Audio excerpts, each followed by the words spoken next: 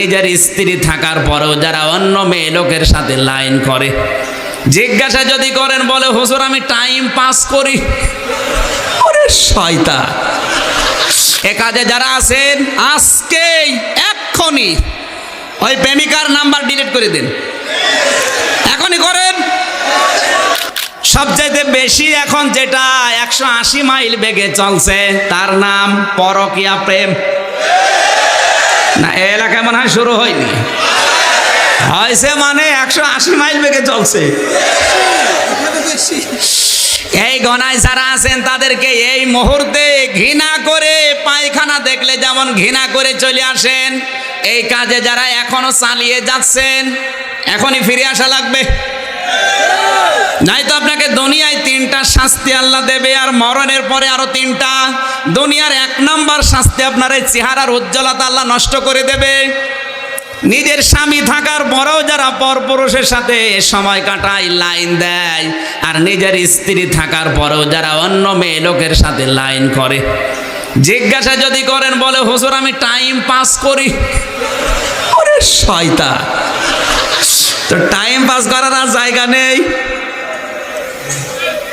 আর এই পরকীয়া প্রেমটা সবচাইতে বেশি মানুষ করে বিবাহিত মেয়েদের সাথে। আপনি একটা অবিবাহিত মেয়ের সাথে যদি লাইন ঘাট করেও থাকেন, অন্তত বিয়ে করলে আপনার আল্লাহ মাফ করে দেবে, কিন্তু অন্যের বিবাহিতা একটা স্ত্রীর সাথে আপনি লাইন করে, বাকিটা আমি নাই বললাম, কথা বলে না কেন? এই জন্য যারা এই লাইনে আছেন আপনার চেহারার উজ্জ্বলতা আল্লাহ নষ্ট করে দেবে। 2 নম্বরে দুনিয়ায় আয়ুষ্কাল আপনার কমে যাবে। 70 বছর যদি বাঁচতেন 20 বছর কমে 50 বছর হয়ে যাবে। 3 নম্বরে অভাব আপনাকে ঘিরে ধরবে।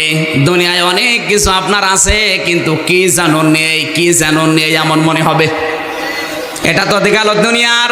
মরণের পরে 3টা আযাব। আল্লাহর নবী বলেন যারাকে এই অবৈধ সম্পর্কে লিপ্ত হয়ে মারা যাবে, মরতে দেরি আল্লাহ নিজে তাদের উপরে রেগে যেতে দেরি হবে না। আপনি টের পাচ্ছেন আপনার মালিক কিন্তু আপনার উপরে রেগে থাকবে।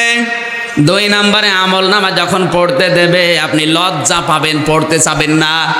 3 নম্বরে বিনা হিসাবে, বিনা বিচারে আল্লাহ আপনাকে জাহান্নামে দিয়ে দেবে। জোরে বলেন নাউজুবিল্লাহ। লক্ষ্মীপুরবাসী এই অবৈধ কাজে যারা আছেন এই মুহূর্তে আল্লাহর দিকে তাকিয়ে তাকওয়া অর্জন করার নিমিত্তে ঘৃণা করে এই অবৈধ কাজ থেকে ফিরে আসা লাগবে। যারা ফিরে আসবেন হাত তোলেন তো। মুখে দাঁড়িয়ে নিয়ে লাইন করো।